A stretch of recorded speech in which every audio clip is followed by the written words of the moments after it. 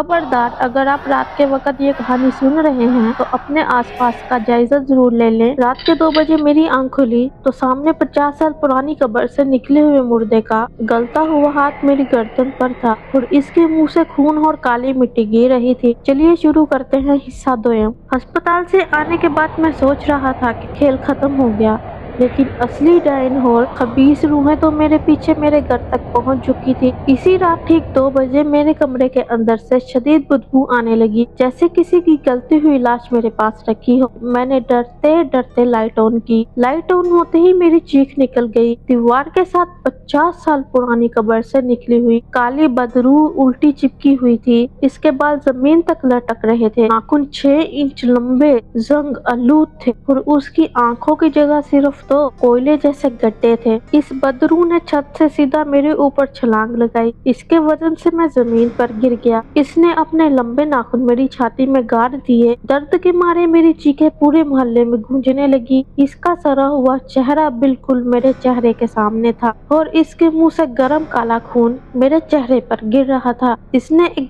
गहरी खौफनाक आवाज में कहा, तूने कब्रिस्तान की खामोशी तोड़ी है, अब तेरी कुर्बानी चढ़ाई जाएगी। इसी वक्त सेहन से मेरी वालदा और बीवी के चीखने की आवाजें आई। मैंने अपनी पूरी ताकत से इस रूह को पीछे धकेला और बाहर भागा। बाहर सेहन का मंजर देखकर मेरे होश उड़ गए। सेहन की मिट्टी पर खून से उल्टे कदमों के निशान बने हुए थे और मेरी वालदा के जिस्म पर काले जादू के अजीबोगरीब निशान खुद ब खुद बन रहे थे। ऐसा लग रहा था जैसे कोई देखी छुरी से उनकी जिल्द पर दरारें बना रहा हो और उनमें से लाल खून रिस रहा हो। इसी लम्हे हवा में एक जबरदस्त धमाका हुआ और अजीब सी आवाज आई, ज़ैद ये कोई आम भूत नहीं है, ये इस कब्रिस्तान की वो डायन है जिसे 100 साल पहले जिंदा कब्र में दफना दिया गया था। इसका चेहरा मत देखना, ये मेरे दोस्त उमर की रूह थी जो हवा में चमक रही थी। उमर ने चीख कर कहा, ये चौधरियों का पुराना जादू है, हर साल एक जवान लड़के का खून पीती है। अगर तुमने अभी उस कब्रिस्तान में जाकर उसकी कब्र पर शैतान के चिराग ना बुझाए तो ये तुम्हारे पूरे खानदान को जिंदा दफनाएगी। मैंने जरा भी वक्त जाया नहीं किया। हाथ में लोहे की राख और आयतल कुर्सी का वर्द करते हुए आधी रात को नंगे पांव दोबारा उसी वीरान कब्रिस्तान की तरफ भागा। कब्रिस्तान के गेट पर पहुंचते ही मुझे दर्जनों बिना सिर वाली लाशें कब्रों के ऊपर बैठी हुई नजर आई। वो सब मिलकर एक अजीब जुबान में मंत्र पढ़ रही थी। बीचों बीच वही डायन खुली हुई कब्र के अंदर खड़ी थी और इसके हाथ में इंसान की खोपड़ी थी जिसमें आग जल रही थी। मैंने हिम्मत की और सीधा इस डायन की तरफ चपटा, लेकिन जैसे ही मैंने राड उठाई उस डायन ने अपना हाथ मेरी तरफ किया और मैं हवा में 10 फुट ऊपर उठ गया। क्या मैं इस खौफनाक डायन से बच पाया? अगर ये कहानी आपके दिल को छू गई हो